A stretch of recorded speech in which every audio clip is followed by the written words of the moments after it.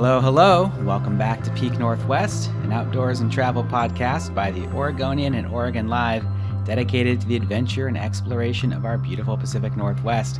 I'm Jamie Hale. And I'm Chiara Profena. Together we take you to some of the most beautiful and interesting destinations in our region, discussing where to go, what to do, and places to see. And today we are going back up the mountain to discuss one of my more favorite topics is snow sports, but not one that I'm super familiar with, is cross-country skiing. Yeah. Okay. So you're a snowboarder. Yeah. Is how you identify as a snow athlete. So cross-country skiing, is this something that you've done before? Never done Okay. this, and could be the first time, but I'm pretty curious about it. Yeah, I mean, same. It's something I've never done, but it's someone who doesn't really like snow or skiing. But to me, it feels more approachable than like a downhill ski in that I'm not like hurtling downhill. Mm-hmm. It's a little slower. I've always felt like I could be talked into trying out cross country skiing. Well, that's good because we have somebody here for that today. Perfect. Thank God.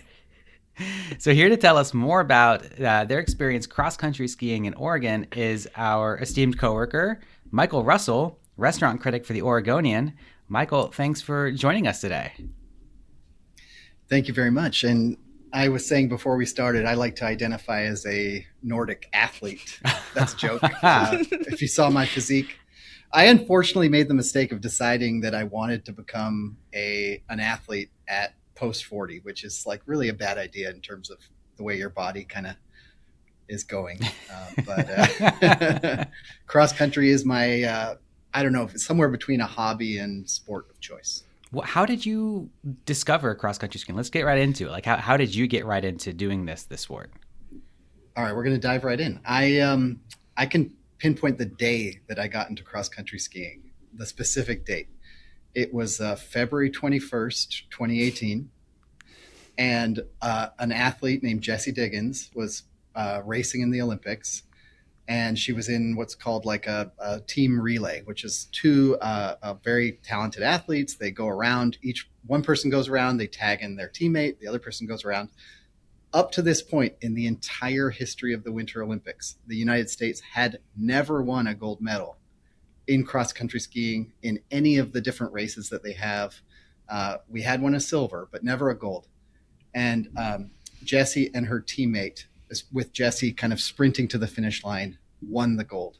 It was one of the greatest Olympic moments in U.S. history, in my opinion. And it's, to my mind, the greatest Olympic call in the history of Olympic calls, with apologies to the Miracle on Ice, but I wasn't around for that. So I was watching those Winter Olympics, Jessie like poking her toe across the finish line to beat these insane Swedish and Norwegian and Finns who are just like the absolute top of the sport, to take home the first gold in U.S. history was like literally like life-changing for me. I was so impressed with that feat that the very next day I was like, yeah, I'm going to give this sport a try. What's this about? Looks like fun. Wow. So you're really inspired. I was truly inspired. Wow. And Jessie just announced her retirement, and there's a chance I might go to see her final race, which is going to be in New York. Oh my gosh. In the spring. That's so amazing. I love the way that like professional sports can inspire the lowest athletes among us. I remember watching like fair, you know what I mean? Like you said, you were like not an athlete. You didn't do this. Like, I remember watching the women's the U.S. team win the Women's World Cup, and immediately it was like, I have to go climb a mountain. Like I literally went from the bar I was watching that to Hamilton Mountain in the Gorge and just like climbed it because I just felt like that like surge of like athletic energy. I had to do something about it. And so how did you get from seeing this amazing Olympic moment? Like what was the next step for you? You were just like, I got to do this. Yeah, and I should give a little credit to Keegan Randall, who was Jessie's teammate. I didn't want to shortchange her, but it was Jessie who like outsprinted the insane, like the Swedes and the Norwegians absolutely dominate this sport. So there's a bit of like national pride. Like I'm not a very jingoistic person, but to see this person bring home the very first gold in U.S. history was impressive. So yes, what did I do the next day? Well, you have to get gear. Mm-hmm. I think that's important. And what I've learned with cross-country skiing is I think there are 3 levels to the sport.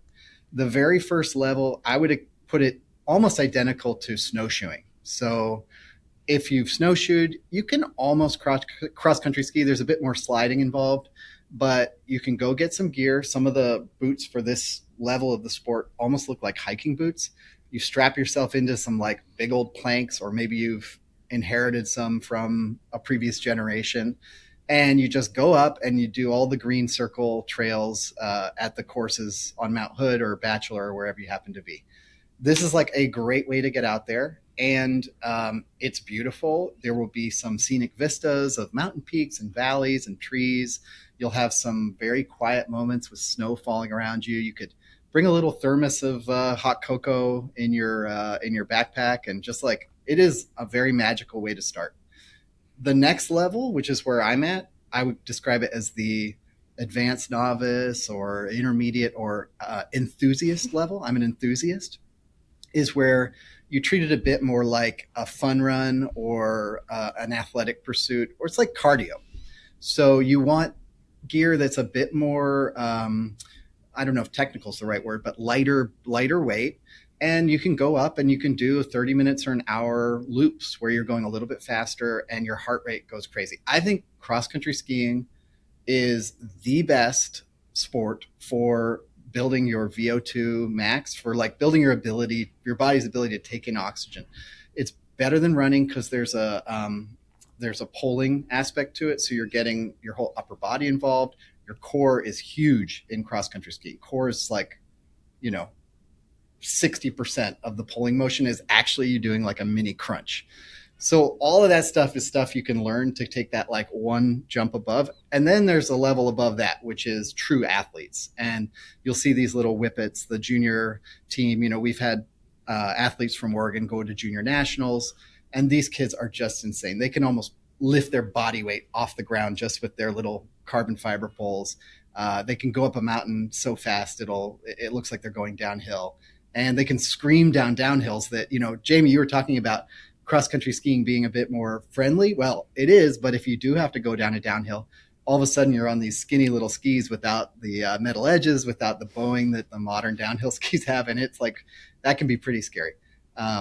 So those are like the three levels. I obviously got into it on that lowest level, the snowshoeing level, which I think literally anyone can do. You can go up, there's places to rent gear, specifically Mount Hood Meadows and Mount Bachelor have very robust rental programs. And we can talk about where to go for people who've never done it before, but that's how I got started, and I've grown from there. That's an awesome progression. I feel like I really liked how you broke it down into 3 separate levels. Kind of hitting all those points, if you want to just relax, have an easy time, there's a way to do that. And I know that obviously downhill skiing and snowboarding is a lot of physical intensity. So for cross-country skiing, is it like, how accessible is it to people that don't really have, good knees, or they can't really be going downhill or in those fast-paced environments? Yeah, I think, I want to build up the sport of cross-country skiing in Oregon, so I hesitate to even say this, but like the way our terrain is built is tricky. We are on, volcanic mountains. So like in places like Vermont, or Minnesota, which also have like pretty, good infrastructure for cross-country skiing, you'll find a lot of like former railroad tracks that got converted into cross-country ski courses. These things are 12 feet wide. They're perfectly flat, and you can get out there and get your shuffle on, and it's so easy.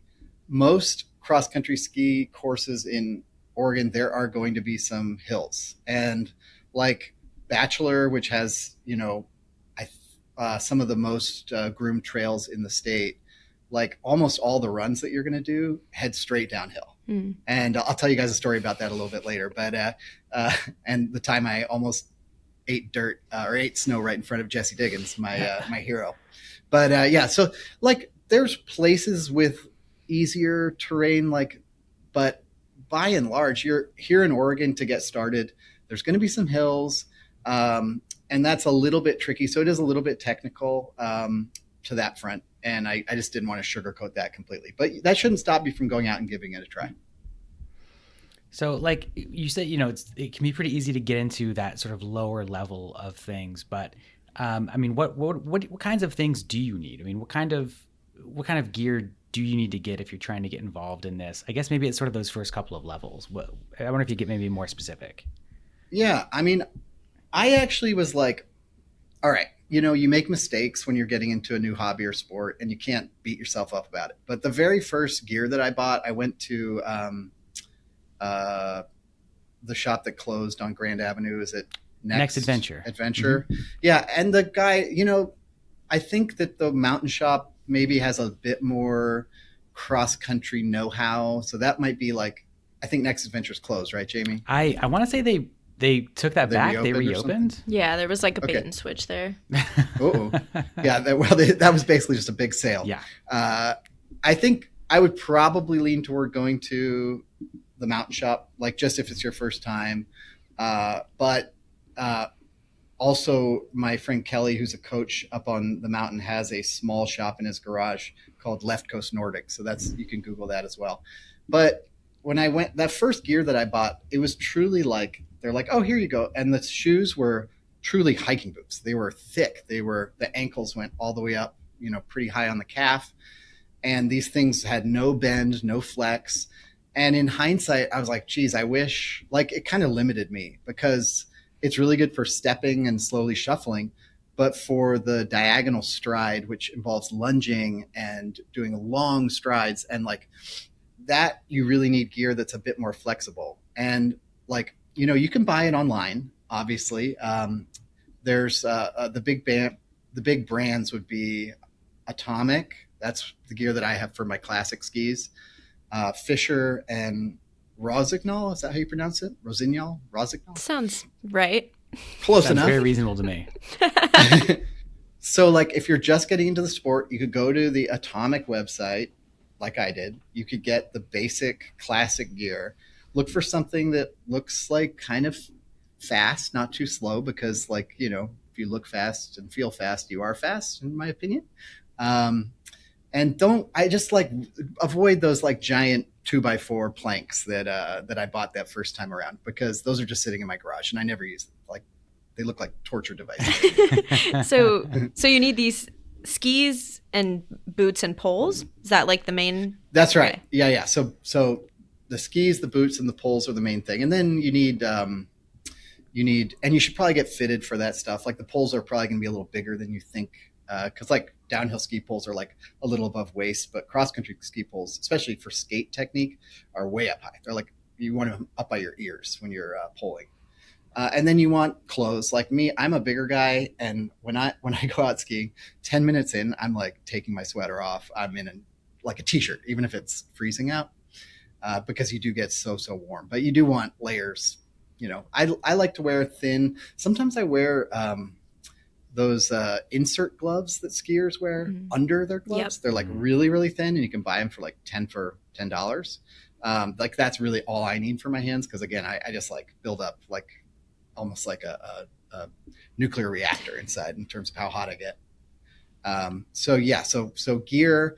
I just really wear, this is me, I just wear athletic gear. I wear like what you would wear to like go running on a cold day in Portland. Tights, shorts, a layer on top, like a sweater and an undershirt. And sometimes you get there and you're freezing, but like, again, 10 minutes in, you're like, whew, I'm sweating here.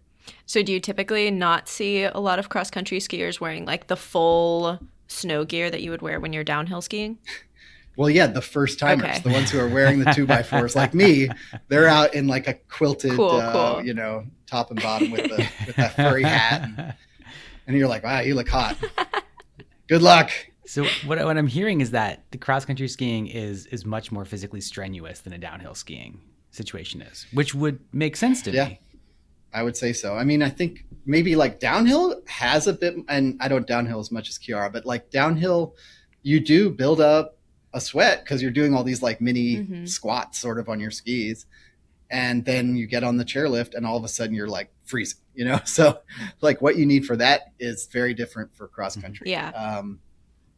And of course it's sort of weather dependent because there's spring skiing in Oregon where the snow's a little slushy and you want to go out and it's like 45. And then you see these like hot doggers coming up to the mountain to cross country ski, and they take their shirt off, and all the old timers are like, I guess taking your shirt off makes you faster, huh?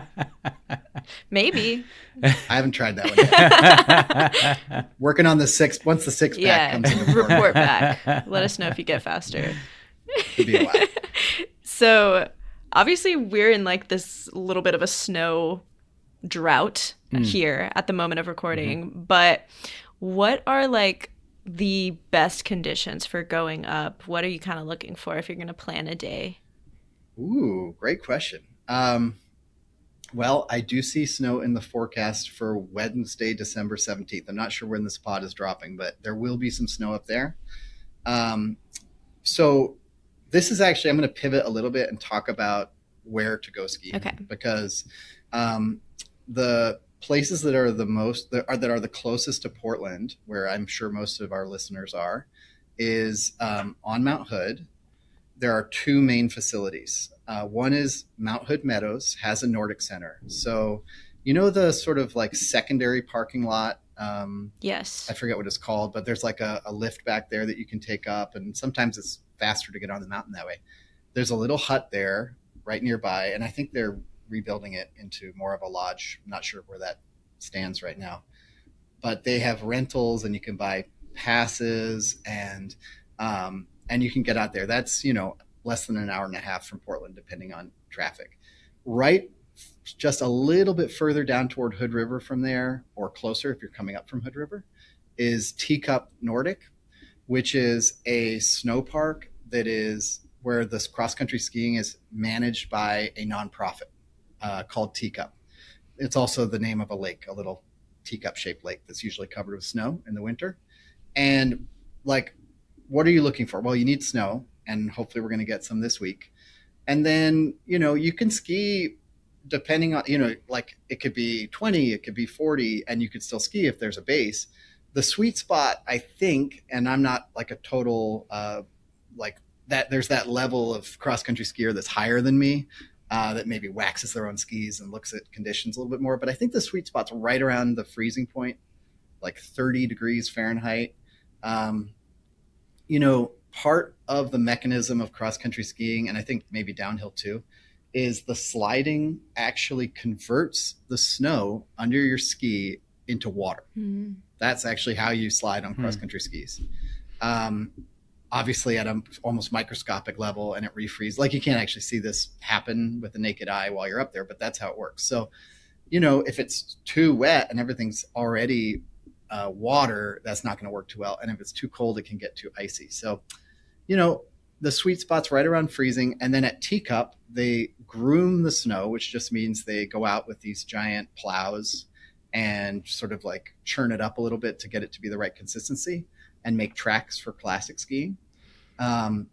They do that on Wednesdays, Saturdays, and Sundays at Teacup. So rather than like looking at the snow conditions, it might almost be better to like plan your trip up for a Wednesday, Saturday, or Sunday, because cross-country skiing is a lot more fun when the snow is groomed than in doing essentially like backcountry, because people have skied all over the snow and kind of slopped it up. Mm-hmm.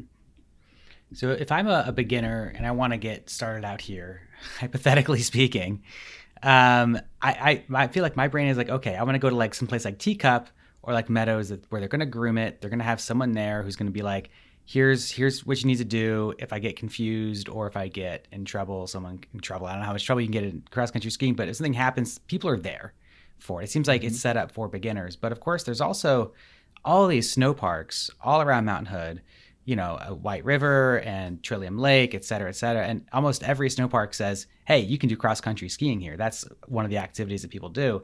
And you see them out there all the time. But is that a situation where you're really going into sort of more of, you know, the relatively speaking, the wilds of cross-country where you're not going to get a groomed trail? You don't know who else is out there doing what.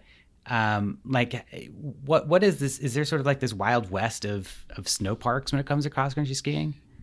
There's a whole like backcountry cross-country ski scene, which like I've done a little bit of, but I'm not deep into it. I have skied around Trillium. The time I was there, there was no grooming, and you come out of that parking lot and there's a pretty steep descent, and it was very choppy just from like footprints of people walking down. There may have been some grooming around the lake that day. This was like 10, 5, 6 years ago. I can't quite remember. Um, it was a fun time, but yeah, for me and me being in this position where I sort of treat it like exercise and like an athletic kind of situation, I vastly prefer having a nice groom. You go faster. It's just more fun for me. Less ankle wobbles, less, am I on the right trail? I don't know. And if you're at like a teacup or a meadows, yeah, all the trails are very well marked. They have maps and you can just follow these little tracks if you're doing classic technique. I suppose we should talk about the difference between classic and skate technique at some point for beginners. Sure. And before I dive into that really quickly, Meadows would be maybe the place to start just because of the rental capability. Bachelor has that too if you happen to be in Bend. Those two places are like fully set up. You can go, you can get lessons, you can get your boots, poles, and skis. They have clothes for sale at Bachelor. They have like a whole shop. So, if you forgot your sunscreen or a gaiter for your neck, those options are there for you. Classic versus skate. Do you guys know the difference? Tell us, please. Okay. So classic technique is probably what people think of when they think of Nordic skiing or cross-country skiing. You're in these little groomed cuts in the snow that are spaced parallel about 2 feet apart. You put your skis in there and you start pulling, and you do this kind of like, they call it a diagonal stride, but you're almost like lunging forward while pushing off with the back foot and pulling. Then there is a secondary technique, which is way newer, which means it's like 50 years old, and was actually pioneered in large part by an American skier, Bill Koch, who had won the only medal before Jesse Diggins in the late 70s, early 80s, can't remember when. And he did that in part by sort of like taking one foot out of the groomed cut in the snow and pushing off like you would if you were skateboarding or even scootering. Let's say you're scootering. So he would have one ski in the groom, and then he'd be in the snow with his other pushing himself off, and it developed some speed. And at one point during the history of the sport, apparently, it was before my time, but all athletes started doing this. And if you weren't doing it, you were going to get left behind. And they decided to actually split the sport in two. So classic technique, you stay in those grooves, those sort of lines that are cut in the snow. And for skate technique, you're out of them. You're on the side in a like sort of wider road area. And the motion that you're doing is much more akin to, like, frankly, ice skating. Mm-hmm. Like I never ice skated as a kid. So this technique has been really hard for me to pick up. But I had kind of a breakthrough last year. I took lessons at Teacup, and you're pulling, but you're also kind of pushing off to the side and going back and forth. And the beauty of that technique is you actually go a lot faster. So once you pick that up, you can really scream around the mountain. It's really fun. And I think all the best skiers, all the best athletes up on our mountain at least do that. So those are the two different ones. And I think getting to the level of skate skiing, some people who ice skated or roller skated a lot as a kid pick it up a lot easier. Mm-hmm. But that is kind of like that next step above the goofing around on a Sunday situation. I love that there are levels to this. Mm-hmm. I love something levels. when you can sort of and you can have fun no matter what. Yeah, that's what's nice. It feels like there's an easier barrier to entry when you can say, oh, I can just do this a little bit. You know what I mean? As opposed to being like thinking, oh, I need to start doing this skate technique on these crazy runs. No, it seems like there's a lot of easy ways to get into this sport. Go to Trillium with your 2x4s and your hiking boots. Walk down from the parking lot. Don't try to skate down that first, quarter mile, and ski around the mountain like as if it was a snowshoeing adventure. Mm-hmm. You don't need a lot of skill. The poles don't act as a boost. They act as like canes to support you from not falling. And you'll have a lot of fun, and it's beautiful. Like, I mean, just being out there in the snow is so special. So yeah, absolutely. You don't have to like rise through these levels. I'm into it. What can I say? So it sounds like it's pretty accessible if you're going for that very beginning level. And what do you think about like kids doing this? Is this like, have you seen kids do this? Not only have I seen kids doing it, my kids do it. And Teacup Nordic, which is the one that's just a little bit down from the Meadows Nordic in a snow park, they have a children's lesson that they do every year. I think it's like 2 batches of 5 lessons. The price is really low. Like when we first started it, it was maybe $20 or $25 a lesson, and they take the kids out for an hour and a half or 2 hours. So you have to get up to the mountain, but once you're there, the kids are out there having fun. They play games. They'll like bury lollipops in the snow for them to get at the finish line. Coach Kelly sometimes dresses up like an inflatable chicken.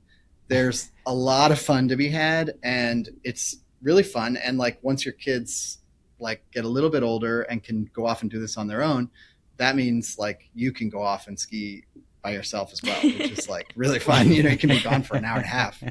I'm very happy doing that. There's a hut up there with a fireplace. So we always bring up, you know, like a picnic lunch and treats and chocolate and hot cocoa and all that fun stuff, just to like keep it fun for the kids. Definitely something kids can and should get into. And I'll add to that, I personally feel like get them started with cross country, because eventually they're going to be like, wait, I don't have to go up the hills on my skis. I can just go downhill. Like, what have you been lying to me this whole time? Like, and when that clicks over and they don't want to do cross country anymore, well, fine. Like they can downhill, but the beauty of it is they've already got all those cross country skills, and those do port over. Like, you know, you've seen skiers, for example, are usually better at going on straightaways than snowboarders, who sometimes have to grab a toe. Yeah, I know about that. And the skiers who are good at it, like, can actually like skate ski technique in their downhill skis, and, you know, go up hills. Mm-hmm. Wow. And the other beautiful thing is the backside that we didn't talk about. Older people. There's someone who goes to Teacup. I haven't met her yet. I just heard about her last year, who does like a tour of Europe every year. She's retired, and maybe she signs up for like a package or something, but she'll ski like through Norway or through the Italian Dolomites. And like, I think she might be in her late 70s or early 80s. Again, I haven't met her, but a coach up there was telling me about her. I'm like, dang, that's like life goals. Like in 30 years or 40 years, I could be doing that. Like, well, if there's still snow, you know, let's hope. Before we let you go, Michael, I do want to hear your story about how you almost ate snow in front of Jesse Diggins. Yeah. Okay. So this was a couple years ago, and I was getting pretty into skiing. I was like starting to skate ski. My classic technique was getting better, and I was dreaming of doing races and things like that. And so I ended up like going down to Bend a couple times. I raced in a 30K race, which is about 20 miles. It took me a really long time, like 3.5 hours. My technique remains not incredible. And while I was down there racing at the Meisner Cup, which is at the Virginia Meisner Nordic, is like the Teacup of Bend. So it's a nonprofit. It's an honor system for payment. You know, there's a hut, but no rentals. It's an incredible facility. I haven't mentioned that one yet, but the Virginia Meisner, that's probably my peak in Oregon right now.